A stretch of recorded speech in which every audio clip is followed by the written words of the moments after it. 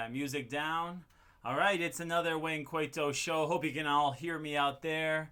Happy Wednesday, happy hump day. It's 5 p.m. in the islands. That's where I am right now. Another big first half of the week in sports. I mean, today seems like every Wednesday another bombshell drops. And of course, we've been talking about this virus. So we've been talking about whether we'll have a season, and that's something that's been on our minds for a long time. I think ever since I started this show in April, a common theme has been: are we going to have a season in September or August? Really, week 0 for us would be August. So will we have a season in August? Will we be able to have all that we need in time?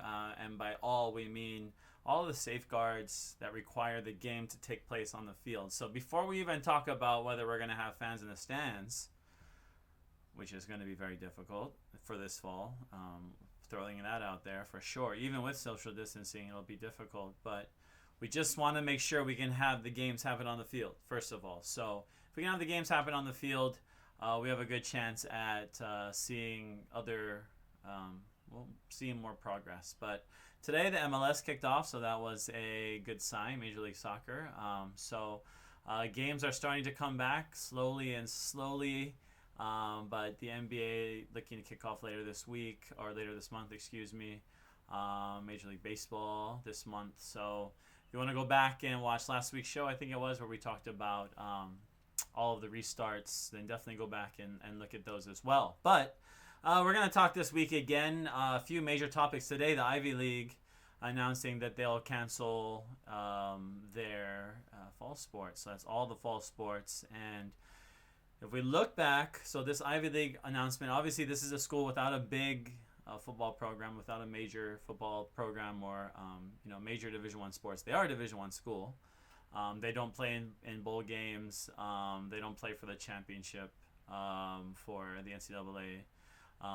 But what they do is have a very long tradition of sports and sports excellence in their programs as well. Obviously, academic traditions are very important at those schools, but it's really been important for the schools to be able to get information, get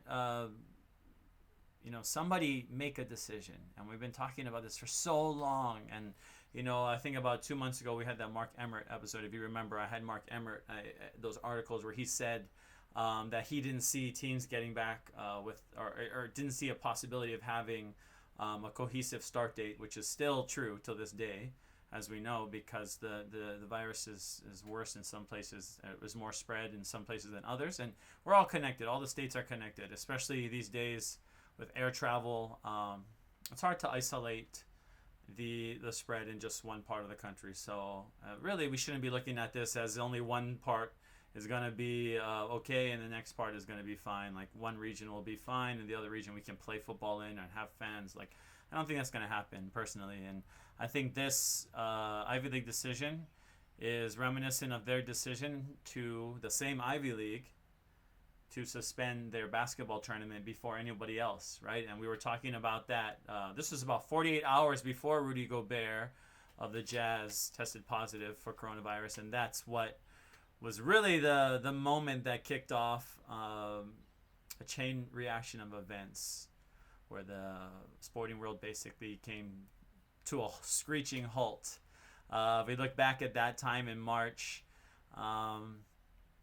this was right before the Big West tournament. Of course, we had a tour. If you want to come with us to the Big West tournament, every year we go to watch the Wahine and the Warriors play, the Rainbow Warriors in the Big West tournament at the Honda Center. So we were there the day before the tournament was supposed to start, or 2 days before. They talked about social distancing, and we're like, what is this social distancing? This is crazy. What is this pandemic? I don't believe in this, or it can't be that bad. And look at where we are now. So one thing that we have to definitely keep in mind is that we definitely don't know everything, so we're still learning. But precautions have been put in place since the very beginning, especially with sports. So I don't anticipate, as much as athletes want to play, as much as coaches want to play, it really, at the school level, university level, is going to be incumbent upon the presidents to step in, because the university presidents are really the ones that is where the the decisions really start and stop. So I know that still today the Big West or the Big 12 commissioner talked about they're still following doctors' orders. So they're saying like the Ivy League is doing their thing, but the rest of us we're going to do our own. And obviously the Ivy League is not a Power 5 school. They're not even close, especially the money that they get. The Power 5 schools receive in TV money. So very lucrative deals help to support the Power 5 schools. So we have the Power 5 and we have Harvard and Yale and Princeton and the Ivy League summer over here. Then we have Hawaii football summer in here as well. So we know that there are going to be a lot of issues for Hawaii football to be able to operate at its full capacity. Boise State as well, recently having players test positive as they return to campus for football, so they shut down as well. And we know that across the country we've seen professionals and college students test positive. So where are we right now? We're at a place where, for Hawaii football fans, some are saying, that week 0 game in Tucson and Arizona, that's definitely still going to happen. Some are saying that's in the air. Some are still making plans. But if we look at the state of Arizona right now, and we look at, I believe the university president tweeted out that if school were to start today, the way it is it would be too unsafe to have students on campus. Then you had a football player tweet in response, then why are we going back? And he's absolutely right. He's absolutely right. If you're saying that it's too unsafe right now to have students in class, then why are athletes being told that they need to get back? Why are athletes being told that they need to go to go back to school and train with your teammates, which of course most of them want to do. It's not like nobody wants to do this. This is what football players, especially Division I athletes, live for, is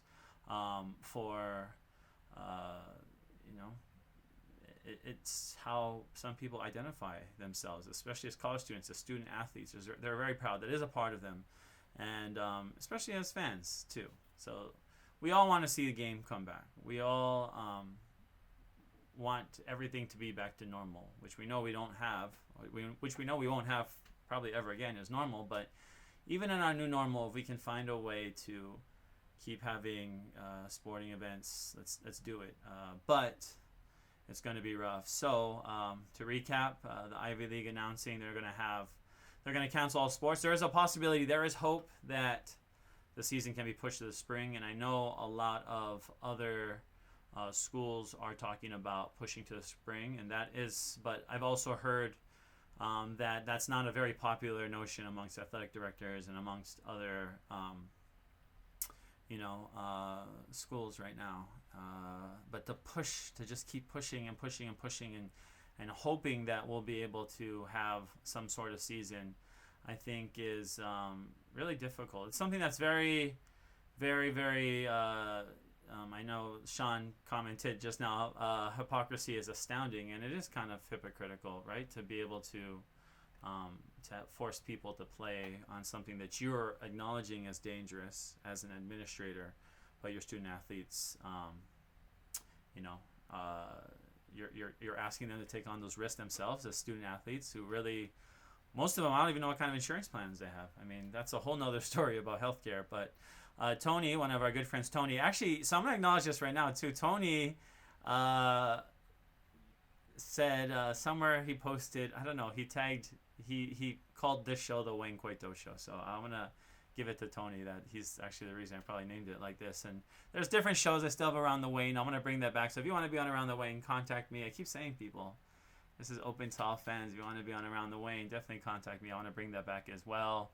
My Tony Reale-esque show where I get to talk to 4 fans, and I want to hear from all of you as well. But just getting you a chance to listen to my voice. Of course, starting at the beginning with Hawaii sports fans, what I do is I take people on tours, and we go on amazing adventures, 5 Super Bowls, multiple countries. But at the end of the day, we're all sports fans, so we all want to come together. We all want to learn and get to know each other, because that's what sports fans want to do. We want to not only watch the game, but get to know the people in the stands. So definitely, if you come along with Hawaii sports fans, you'll get to meet a lot of people, learn a lot about our program, and see a bunch of other crazy fanatics like myself who are going to all the games, or who are just really into the team. So I definitely hope you can make a plan one day. I wish I could tell you definitively when the next tour would be, but it's really hard to plan those things right now. But with that being said, you will see some of you in the coming days. Actually, I'll make this special announcement right now. Why not? While I'm making special announcements, a lot of those tours that we've gone on, about 20 of those tours have been all very unique, and I'm very proud of all of them. But sometimes I forget to tell the stories of each of them. You know, we had tours that went to Ohio State to see UH play the Buckeyes, that went to Cowboys the next day, that went to the Niners game the next day. That was an amazing tour that crossed across the whole United States. So little stories and about those types of trips I'm going to start putting together, actually, and that content is going to be on the 1420 portal, 1420 AM portal on 808, the 808 channel on Hawaiian Telecom. So if you have Hawaiian Telecom, you have 808. Look forward to those things coming. Those are just a little bit of Hawaii sports fans, what to expect on a tour, what makes us different, and looking forward to having more and people from across the state, across the islands, that can join us. Russ Cannon, a guy who he commented, he said, "How's it, Wayne? How's it, Russ?" One of my great friends. Hope you're doing as well, Russ. And somebody I meet on the road as well. So this is something that a movement definitely within the fan base that I've been a part of as a fan, and I think as Hawaii sports fans, I just want to help to facilitate that movement in any way I can to help you go on a great sports trip. You know, if you're leaving the islands like me and you want to get as much as you can done on the mainland, see as many games, this is what we do. I do maybe 4 games in 5 days. We've done, it's a gauntlet, and it's really fun. So I hope you can all join us. But in the meantime, without the pandemic, we also have, or with the pandemic, it's forced us to be really creative, and the show has been one way for me personally to be able to share the things that I really enjoy, such as watching sports, but talking about sports, and also talking to some great guests. And I was able to have, obviously, Colt Brennan. I really encourage you to go back and watch that. But also Bob Wagner, and that's somebody, Coach Bob Wagner, and the response to his interview has been so great. I apologize, there are some audio issues on his interview, and it's just the medium that we're using, right? Just the technology. It's not perfect. It's but at the same time, I'm trying my best to continue to increase or improve, some of those little technical difficulties. Still just annoying, nagging things like audio, which is very annoying for anybody that works in any kind of tech field. As you know, it's one of the hardest things. Even making movies or making videos, television audio is probably harder than getting the lighting right sometimes. So just I call them and thank you for all of your patience with it. Kaveh says it hurts, but let's accept it, regroup, and look forward to 2021. Yep. I mean, I think, at this point, we're getting closer to that point. Whether we can salvage the season for spring is something that I've been advocating for a while now, because I thought if we'd started on that, maybe we can have some solid plans. But really, we're still at a place where we don't know. But Tony said we all know the answer. We can't move on with anything until we control the disease, and we're not even close. Yes, we can't move on until we control. We're out of control. Personally, for some of you that know me, I mean, I was in LA, right, during the Big West tournament, or tried to enter the Honda Center, but actually I didn't try. But they already told me don't come, right? They told all the fans that the Big West tournament is over, canceled, and that was a huge shockwave. But since then, we've been able to share great content here at the Hawaii Sports Fans social media platforms, and the Bob Wagner Show is one of those. So I'm going to talk about, when I come back, I'm going to show you the Bob Wagner video, which is a great video that I think some of you will enjoy. So we're going to watch that video that we had for Bob Wagner, and when I come back, we're going to talk about Stanford cutting 11 sports, and Boise, one of our own teams, cutting sports as well as Patrick Mahomes, $500 million man. But we're going to talk about some of the intricacies of the contract that may not work in his favor. We'll see. But we'll be right back. Okay, take a look at this. Take care. Is this the year? Come right back. You better believe this is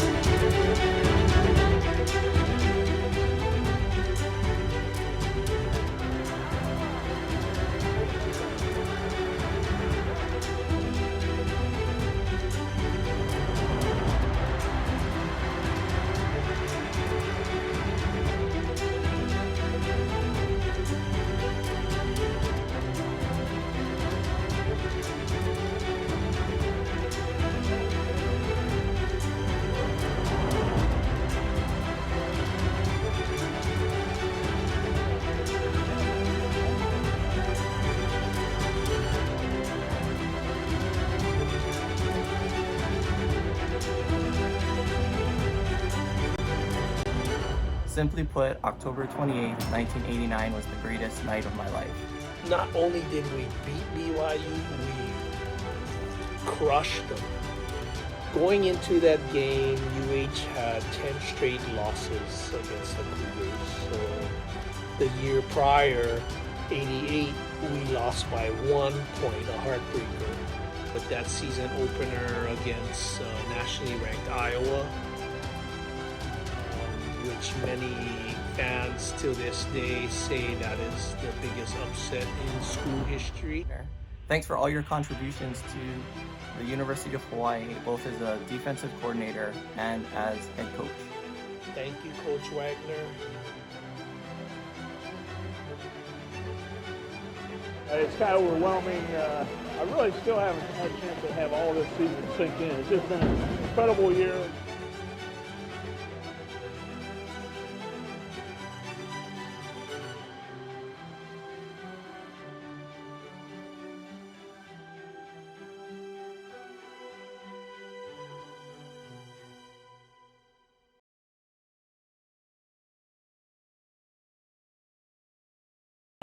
That was the Coach Wagner video. That was a great interview. If you get a chance to go back and watch that interview, it's on our Facebook and YouTube pages.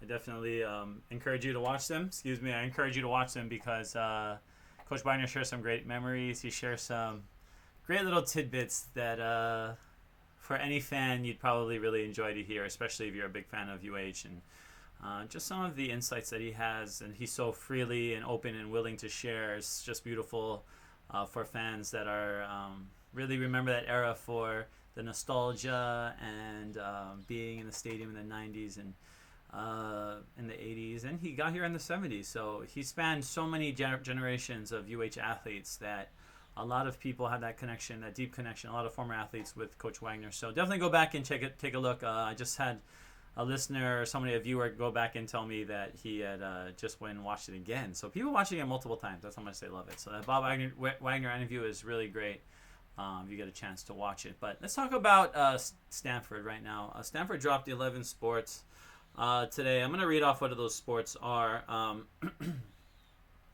Men's and women's fencing, field hockey, lightweight rowing, men's rowing, co-ed and women's sailing, squash, synchronized swimming, men's volleyball, and wrestling.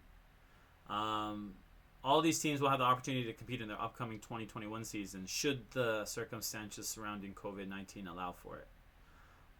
So they'll be able to play this season if it happens. So we don't even know whether any of these sports are going to happen anyways. Even men's volleyball, which is not supposed to happen really till next year, till next semester, or the bulk of the season, we don't know. So all the sports really right now are kind of up in the air, I would imagine, especially now that schools are starting to look at bigger cost-cutting measures. I mean, this is a huge one, 11 of 36. So, I mean, you're cutting about 30% of your sports right off the bat. And Stanford, if we look at Stanford, they obviously one of the best schools in the country academically, but also one of the schools that offered a tremendous amount of sports, which are expensive.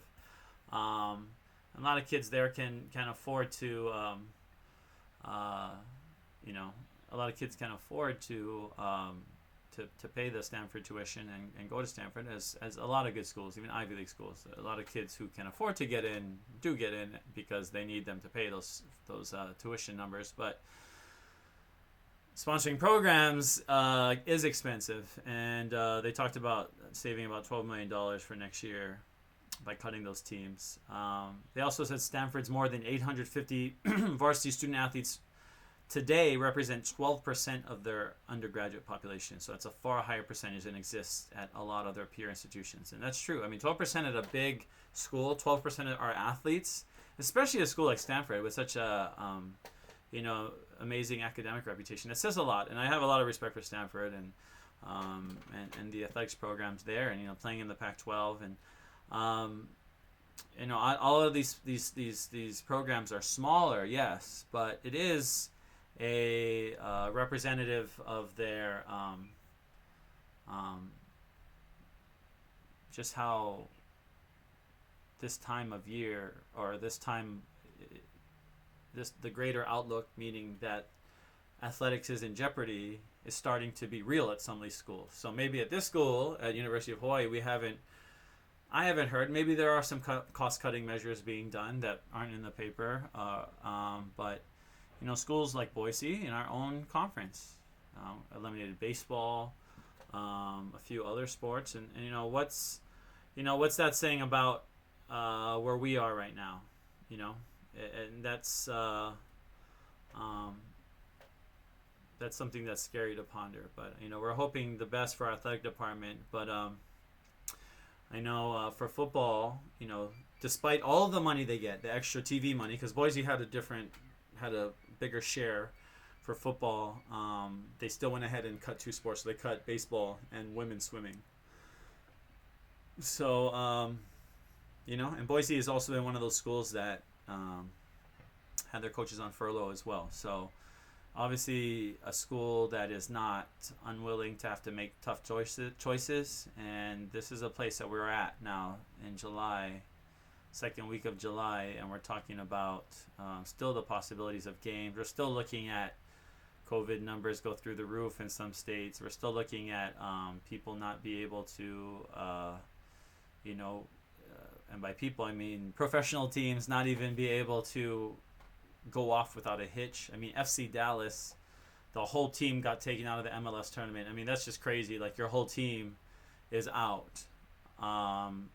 That's a real possibility for all these other sports too. I mean, if something was to hit the NBA, and that's the thing, I mean, I'm excited the most for the NBA season because, the season already started and these guys are going to put on a show, I think. And I'm excited for it. But I know personally, I don't hold it against any players that don't want to play and that will feel unsafe.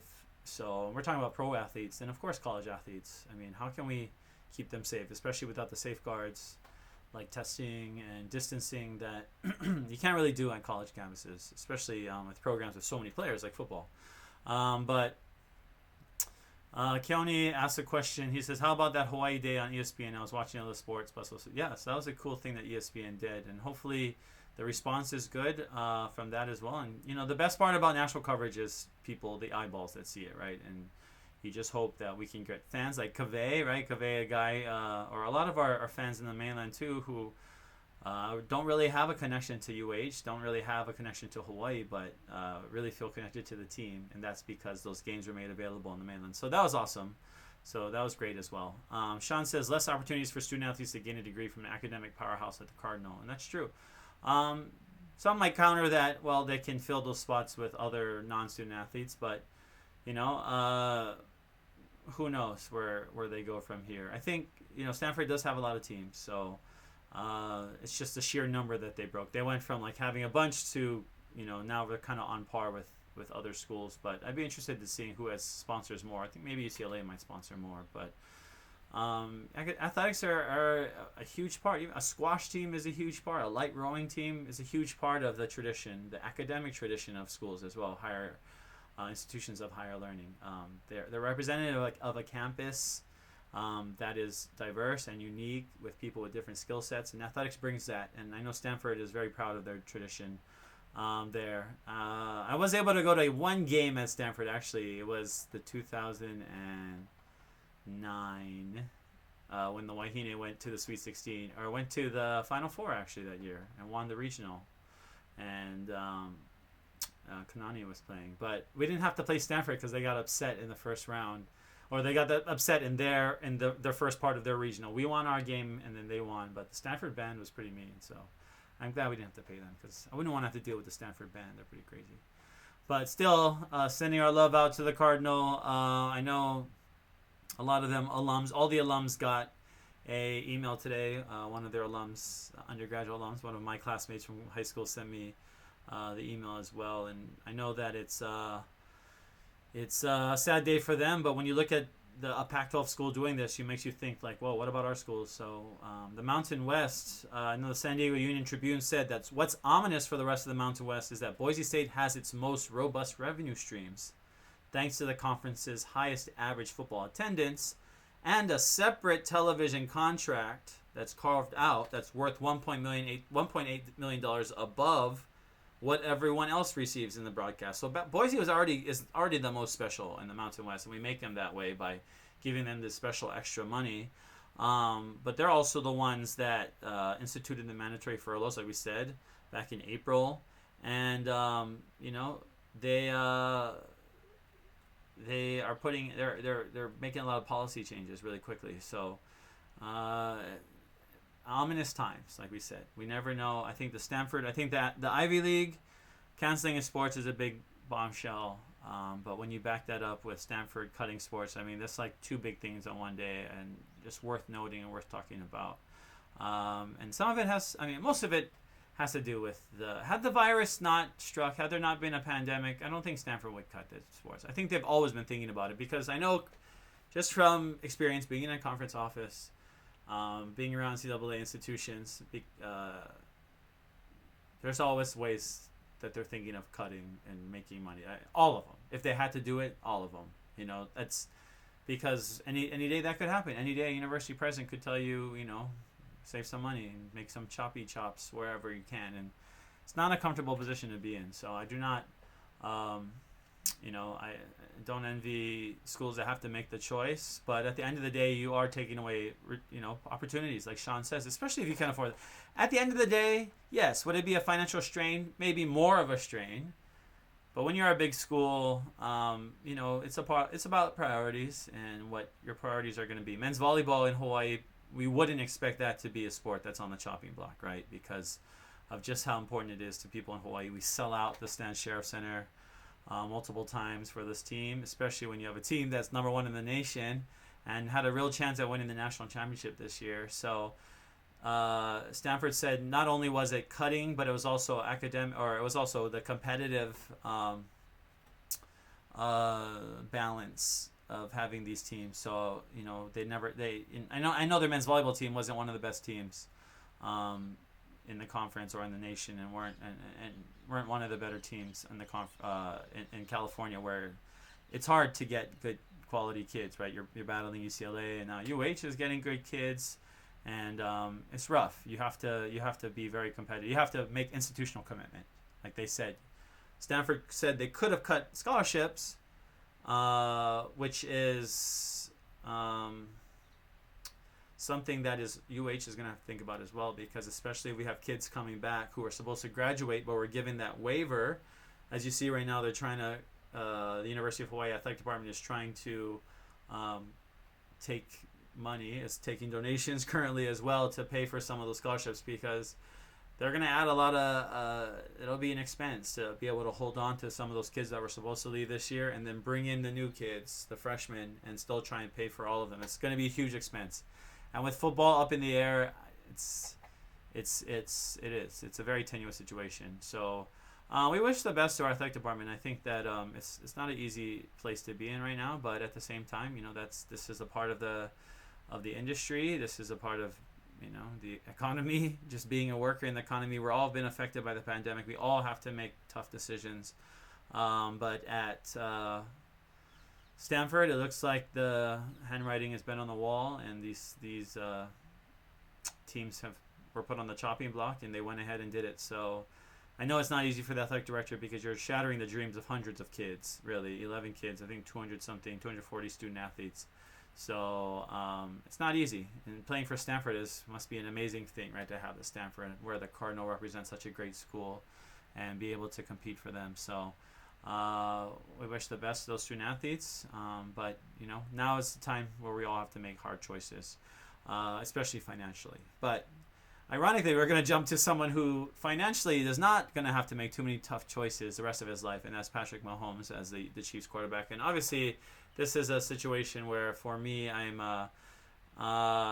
very excited about the future of the Kansas City Chiefs. Being able to go to the Super Bowl this past year, watch them, and be a fan of the team, obviously was an incredible and an amazing experience. But seeing the Chiefs now, just as a football fan, and just seeing where they can stack up, I see the Chiefs sticking around for a little bit, and this contract, I think, really works for them in their favor. And I think when you look at it, well, first of all, with all the incentives, we look at Patrick Mahomes. So basically, the guarantee is lower. So we're going to talk about that. But the total value of the contract is over $500 million, like $503 million, so $500 million. That contract includes incentives like going to the Super Bowl every year and winning the MVP every year. So it's like that show my mom watches where like they drop the ball and like it is what it is, right? And they have to land. It's like Plinko, but they have to like answer a question and they get so much money.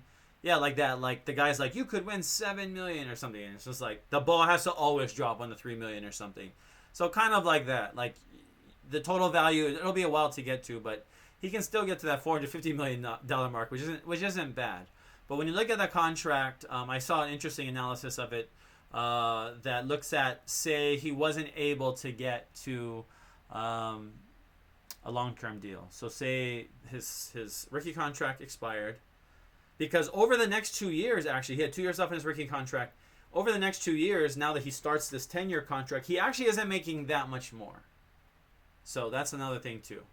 And if he had held out and was franchise tagged, say he was franchise tagged 3 times in a row, which is crazy, but say he was just really stubborn or something, and of course, it just comes to the player and the owner, but say he was franchise tagged over and over again, he actually would be making more doing that, playing that stubborn dude who was like, franchise tag me, I can't come up with we can't come to terms. And he would get a giant chunk, right? Because the franchise tag works with like taking the average of the top 5 quarterbacks or the position and then giving you that or a percentage of that. So I'm just paraphrasing. You have to go and look at all the details. But the Chiefs definitely get themselves a lot of the money is on the second half, and it's not guaranteed until the year before. So he's not getting a bunch of money guaranteed ahead of time. It's only $140 million guaranteed only. I wish I had $140,000. I wish I had $140 actually. I'll take $140 right now. But $140 million is the guarantee, so it's a lot less than what most people have guaranteed. Most athletes who are signing at potentially large contracts like this. But in the second half of his year, say, if he has a serious injury or something happens, the Chiefs will only be on the books for an additional year after that. So the money actually does work. I think it does help the Chiefs in a lot, and I think this is the perfect move. So if we go back to the value or the athlete behind this, Patrick Mahomes, I think he's one of the most special talents. There are so many special talents in the game.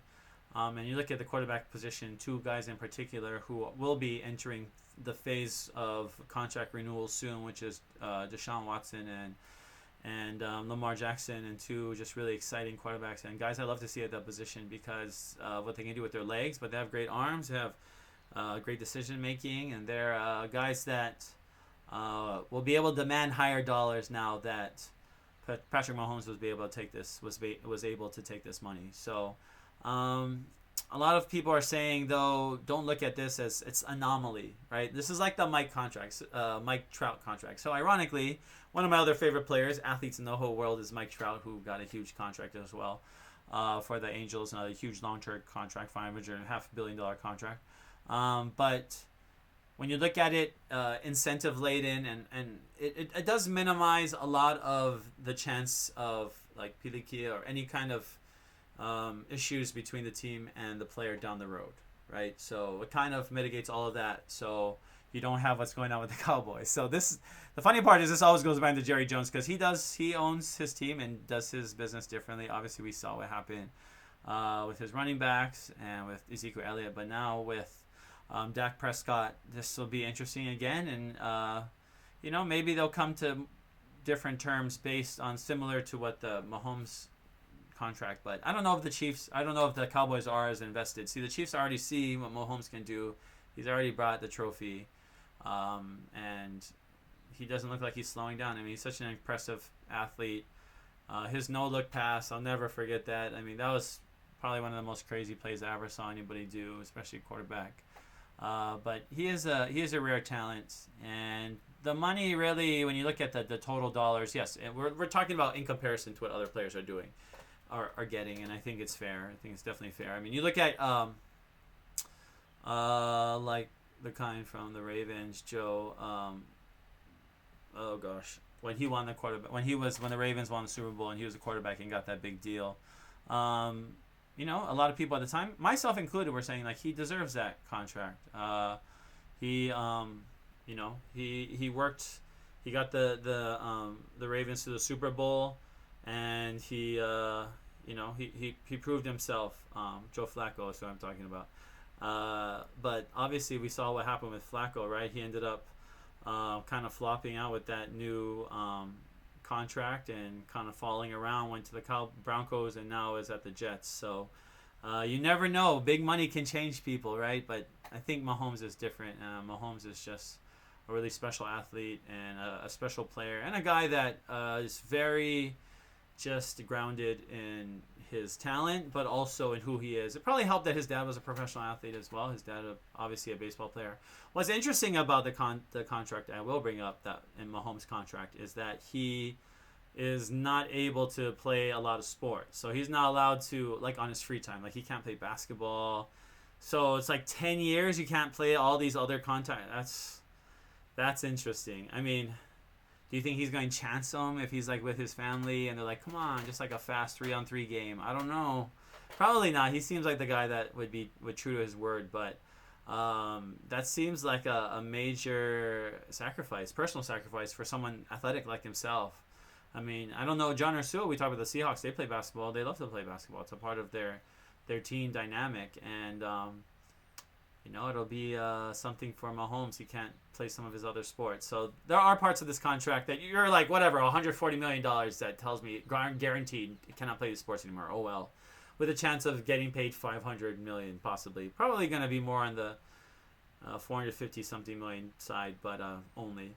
But this is a contract that the numbers seem bigger than they are. So definitely go back and look at those things. Look at what he has to do. Can't play some sports on the side. And I know some of you would that would be hard too if you weren't able to do the things that you like to do. If you like to play other sports. But the chances of injury, obviously, this is a huge commitment in the but at the same time, when you look at the numbers, he's actually making less than like Wentz and Goff. So we talk about when Jared Goff and Carson Wentz were drafted in a 2016 draft, and they came to the Rams and the Eagles respectively, and they were like the fresh quarterbacks, and the Rams jumped on that Goff renewal contract right away, gave him all these huge numbers. So I think the Rams kind of went too quickly, but the quarterback situation is a tricky one. I mean, you're always drafting to find that franchise quarterback, and the Chiefs have obviously found their franchise quarterback, and it's Patrick Mahomes, and he's going to be there. They're going to have a statue to Patrick Mahomes eventually too. I think he's going to be, you know, really one of the great players. One of the greatest. He could be one of the greatest players of all time, no doubt. Patrick Mahomes, he's that special of a player. But let's look at some comments. Pete Thayer, Mahalo brother, the only sports show I like. Oh, thanks. So shout out to our good friend Pete Thayer. Vince Lombardi once said that the only thing that matters to a player is not skill but heart. I've seen a lot of college teams get these great players with amazing talent. When it comes to the game, there is nothing. Yeah, so, and that's another thing. I was talking to my dad about this too, is we talked about ways that Hawaii, particularly, I use the example of keeping local players home in Hawaii, and we've been lucky to find so many diamonds in the rough. We've been lucky to find so many players that their potential maybe we didn't see until later on. You know, in high school, so you know, all those kids out there, if you're kind of like a middle of the road high school player, or maybe you didn't even make your high school team, maybe you didn't even play in high school.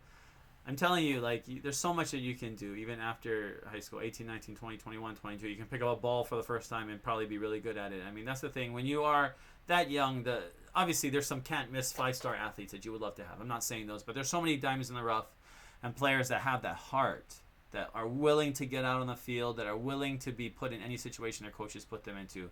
Those are the ones that we need. Those are the ones that every team needs. But those are the ones that usually fall into our laps at UH. So like Pete is saying, you know, some of these players have all this talent, but when it comes to the heart, maybe it comes to making that one play, they're not the ones that are going to be doing it. You know, they let somebody else do it. And we need players that are going to step up, regardless of their skill level, regardless of how important they feel like they are to the team.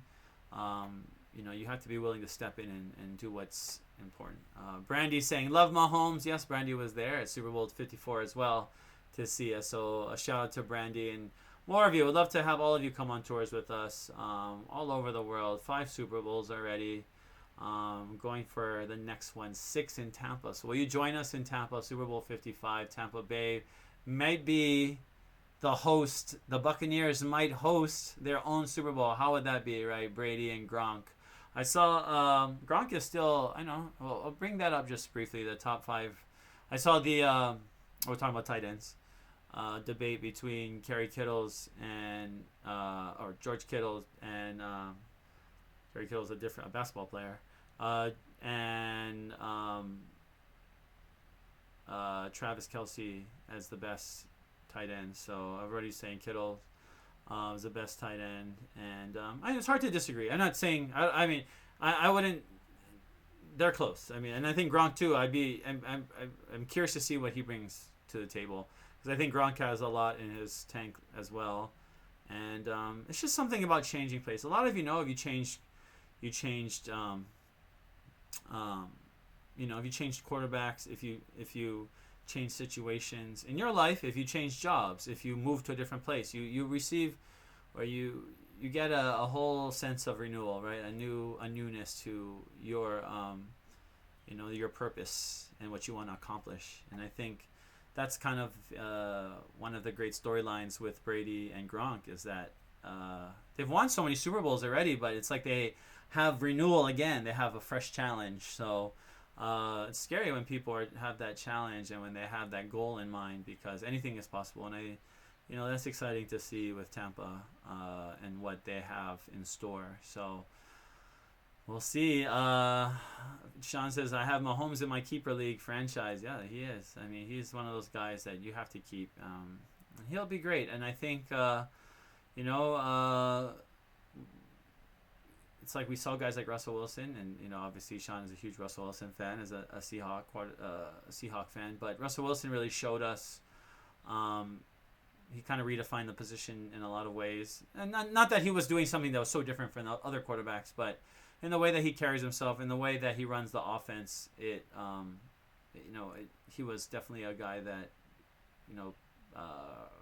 GM started looking for prototypes of in quarterbacks, right? So you see a little bit of Russell Wilson, I think, in a lot of these guys who are mobile quarterbacks, but guys who still have an awareness of the receiving core, and are not one-dimensional in other ways. Multi-dimensional people, multi-dimensional quarterbacks. And Mahomes is just the next. And I think Tua is another one. And some kid who is in 5th grade right now is the next one. And maybe a girl who is 3 years old might be the one after that. Who knows? Anything can happen. So I think the NFL is always open to evolving, to seeing what is next. And they've been, I think, very proactive in the this off-season, and not only minimizing the situation with COVID and taking it seriously, but also with the movement, with the Black Lives Matters movement. And I think that shows that NFL is just actively, just like the NBA, trying to evolve. So hopefully we'll see them get on the field, but we'll never know. Brandy says, depends who plays. I may come back out to another Super Bowl. Yes, Brandy, for sure. It was so fun. Brandy coming this past year, we stayed in Hollywood, Florida. Ate some fish on the beach. Had some key lime pie right on the beach. That was so fun. Had a great brunch before we went to the Super Bowl. Ate some Cuban food on Calle Ocho in Miami. So great memories of traveling, which is a thing that who knows when we'll do that again. Wilson, Sean says Wilson is super efficient while playing in an ultra-conservative offense. Yes, he is, and that's what I mean. His efficiency, his precision with running the offense is for Seattle was really impressive, and he has great synergy with Coach Parcells, or Coach Parcells, with his coach, with Pete. That's funny. That said Parcells, but I think that position and the money there is justified. So especially for Mahomes, actually looking at the contract more, I don't feel as if it is unjustified in any way. I think it's actually puts this team in a pretty good position too. So we don't want to have a bust, right? owner is trying to avoid a albatross contract that they have to get rid of. But I think in this situation, with Patrick Mahomes, this is a good place for the Kansas City Chiefs. So I think that's good there. We'll see if anybody has any questions. And we started off the show talking about the Ivy League canceling its upcoming fall season and the ramifications of that. When we look at the college basketball season, the Ivy League was the first to suspend its college basketball tournament, citing the pandemic. And the rest of the country looked at them like, way too fast. Like, you don't know. And, well, they were right. So, it looks like we'll see. It's funny because, we say, like, well, the Ivy League this is going to be a decision that will be heavily scrutinized by the rest of the athletics world. Absolutely. Even if it's just the Ivy League, or it's not the best football league, but they carry a lot of weight, especially at the academic level where university presidents, like I'm saying, the university presidents are the ones who have to step in. It's not the ADs. The ADs are going to try their hardest to get the games going. Obviously, they want to satisfy their fans. They want to satisfy their boosters. They want to satisfy, the people that are injecting millions of dollars into their programs like television. So obviously, they want to play. Going to these, administrators and asking their opinions on the season is like, of course they want to play. I mean, of course they're going to be as positive as possible. They want to play. And we all want to see. As fans, obviously, for me, I'll tell you, if someone's asked me, I'd say personally the outlook is grim for me. I don't really see it happening. And that is the college football season, period, at least in the fall. I think that the Ivy League is going to be the first domino. But the dominoes might not fall rapidly. Like last time, it was just like that same week, right? Ivy League, and then everything just went boom, boom, boom, boom, boom that week in March 12th, 13th, 14th, 15th, 16th, that time period. And now we're 4 months later, literally 4 months later, and we're still, talking about how can we get back. So this is definitely going to take more time. Sean talked about your thoughts on the Black National Anthem being played before every NFL week one game. So the Black National Anthem, if you go and look, and see what the lyrics are. The first time I ever heard the Black National Anthem was in college. It was at an event. It was either at a Juneteenth event. I think it was a Juneteenth event I went to in college my senior year. And I didn't hear about it. I didn't know what it was. It was almost like, whoa, this is crazy. I didn't know this existed, and like a lot of people were singing it, and I was like, wow, I kind of want to learn the words because it's great. And I think if you go and look at all the lyrics, just Google Black National Anthem. Let every song rejoice. I need to go and find out, I'm trying to verify what the lyrics are. Yeah, lift every voice and sing. So. Lift every voice and sing till earth and heaven ring with the harmonies of liberty. So all very flowery, great lyrics, and I think even if you didn't know it was the Black National Anthem, I think most people would be behind the lyrics. It's about unity, it's about freedom, liberty, and a lot of the same things we say in like My Cousin Treats of Thee. So I think it's good though because we do need to keep the Black Lives Matter movement going for those who support the movement. You don't want to see it just fizzle. And we've seen how the movement has already caused a lot of systemic shifts. Maybe not in all the places that athletes would like to see it. That is in every police precinct, any police department across the country. We hope that there are systemic issues or there are examinations of practices that are done. This is not scrutiny of police officers themselves per se. Perhaps there are, and I think in every job, people know who the people are within their jobs that they may be enabling in some way.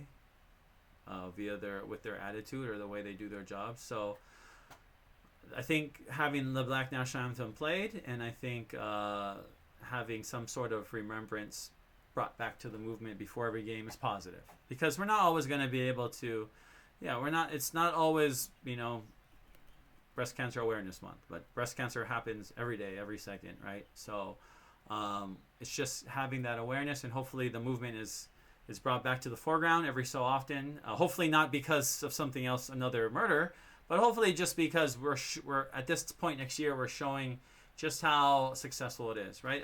When I was a member of the Minority Opportunities and Interest Committee from 2011 to 15, the NCAA committee, we talked a lot about the Confederate flag issue because South Carolina, before they took that out, they weren't able to host NCAA events or pre-selected events, and then they finally did that. So Mississippi was the last holdout to changing their flag. Excuse me. So 2020 and Mississippi saying that they're going to change their flag is just huge. I mean, it's huge, and it was done because of diligent activists and people who were really committed. I taught at Kamehameha. For those of you that know, I taught math there. I went to Kamehameha, but I actually, after college, while I was working and my career was starting in sports and in television, and you got to do what you got to do to make money. And I was fortunate to teach math at Kamehameha and teach a bunch of different subjects: algebra, geometry, algebra 2, statistics. I got to do some sports stuff in my statistics class, discrete math class, teach logic, and those are all really important things. But the best part about being on the campus as well is the chance to interact with other students who are like me, Hawaiian students. And what I found really offensive, and let's say this happened on the Kamehameha campus, was the first time, one of my first days as a teacher, one of the students in the social studies department, who wasn't teaching anything about U.S. history, had a Confederate flag in his room and on his wall. So I'm not sure how it lasted so long before I got there, but to me it was very offensive, and I was surprised at how many people were almost enabling him and justifying what he was doing. And it was nothing about history. It's not about forgetting about the... If he took the flag down, it's not like, oh, I forgot that the Confederacy existed. See, if Confederacy existed, no, we need to get away from that too. These Confederate... First of all, we'll go back to the statues. Most of them were erected, most of them way after the Confederacy was... Way after, but just to remind people that they still exist in whatever their ethos. So... The original point of that was I shouldn't, in 2008 or whenever I started teaching, I had a harder time. And eventually the flag did come down. And it was teachers, other teachers who had brought it to awareness. And, his intentions were not pure to have him up there, first of all. So he's a teacher that eventually got fired for other reasons. But, these are the kind of battles that people have to fight, every day in the classroom, in the workroom. And so sports is no different. That's why politics and sports go together so often, is because this is where a lot of those take place. If I look at Serena, the way she was treated when she lost to Osaka in that match, that was the most racist thing I've seen in sports. And people will probably disagree with it being racist, but you would never see one of the greatest athletes, period, maybe the greatest athlete of all time, Serena Williams, male or female, to be treated like that by and I will put this, just a guy that sits on the, an official. And this is not against officials, but nobody's there to watch the official take away points and award entire points to another athlete. That's not something that should happen. It barely happens at Kailua night doubles, and it shouldn't be happening at the U.S. Open. But those kind of things do happen, and when they do happen, they become political, because it goes back to issues of race. It goes back to issues of socioeconomic issues, which the Williams sisters as well have had their whole lives. So this is a great part of sports. This is why I love sports. It's a forum for all of us. It's not a place for us to run away. It's a place for us to have discourse. It's a place for us to be able to dialogue in a safe way, and do so in a manner that makes the game get better, right? The NBA and the NFL get better. All the leagues get better because they are socially and socially conscious. And this is why our games are very diverse. This is why the face of the leagues are very diverse. And this is why diversity is our strength, especially in the U.S. This is what it's exemplified the most, I think, in sports. And we're lucky to have so many great athletes that have spoken out and have been on the front lines of social issues as well. And I think that's where they belong.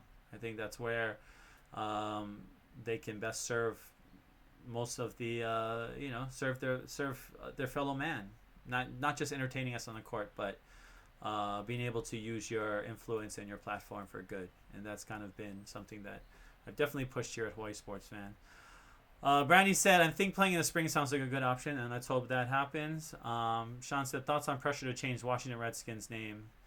Amazon joined in Yankee merch off their site today. Yeah, that's good. I mean, these are all small things, but they're going to lead to bigger change. So I think Washington Red Tails would be a great name. I mean, even Kansas City Chiefs. If the Kansas City Chiefs changed to something, it wouldn't be a big deal to me. It has nothing to do with the name. I mean, it really, for me as a fan. But if it's offensive? Yes. If it's an offensive name, yes, it should be changed. I mean, the guy wearing the Caucasian shirt, go look at that again. How many people are offended by that? To prove a point. There's a guy who had like a Redskins logo and they have Caucasian. So similarly, it's just not one of those things. But I like Washington Red Tails. I think that would be a great name for the team, and I think a great way to honor the tradition of black fighter pilots. So I think it works. This is all great. This is all progress. I think we've been we wait for so long for something to happen. Yes, these are small things societally that we are changing or improving upon, but they do have huge ramifications. I really believe that the years would be better. Next year, the 2 years, 3 years, will be better. And it's not just about being optimistic, because I am optimistic, especially about sports, but it's about knowing that the world and everything that we're going through right now is necessary. And whether you're a religious person, a spiritual person, you all know that there's a part of us that requires renewal, and for us that are always totally absorbed in sports like I am, like many of you are, this is a chance for us to reevaluate what we love and what we believe in and what our values are. And it doesn't mean that we become less sports fans. It just means like, hey, maybe we get a chance to explore parts of ourselves, parts of our lives that we don't get a chance to all the time, right? Even now that we're not watching games, or I'm not going to games, I'm doing different things. I'm learning different things about myself. So those are really important for all of us to be able to, as fans. Sean says, doesn't the Chiefs work with like 5 local tribes in Missouri? They might. Most teams, I believe, do have, but that's different as well. I mean, that's a whole nother point. And yeah, that's hard. It's like speaking on behalf of a whole people, and it's rough. But I think that what's happening is necessary. But Daniel Snyder, just recently as 2013, said that he would never change the name, right? He said, I'll never change the Redskins. Never. And look what's happening now. He's the same person that commissioned, this group to explore name change. So progress happens. You just got to keep fighting for it. You just got to keep pushing for it. Thanks for everyone out there for joining us for another Wayne Coito Show. Go back and watch. If you saw our interview this past week with Glenn Wakai, that was a great interview where he talked about the new stadium and the challenges, but also just the great benefits that we're going to have once this is all taken care of. But I hear my dad talking loud in the background, so that means I need to sign off. So take care, everybody. Take care. Aloha.